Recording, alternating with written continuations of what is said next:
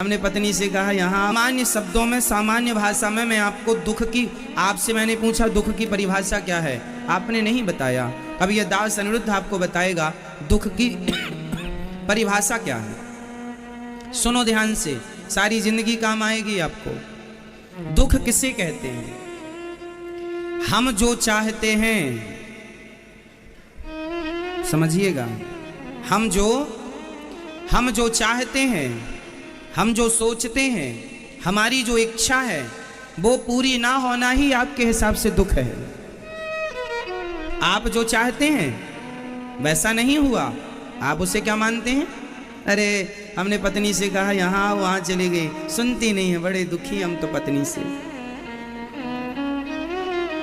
हमने बेटा से कहा ये करना है, उसने वही नहीं किया, वहाँ की सब किया, सुनते ही नहीं हमारी महाराज जी, हम तो बेटे से बड़े दुखी हो गए। क्या दुख है?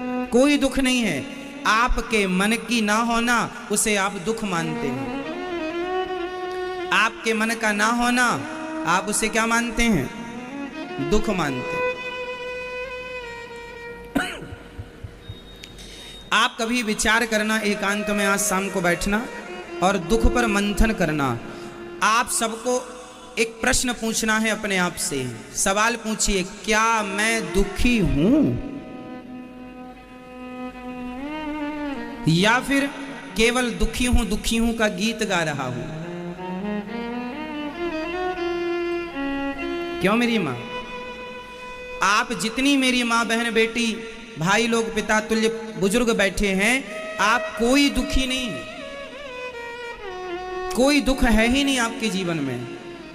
बस मान रखा है कि हम दुखी हैं, ये दुख है।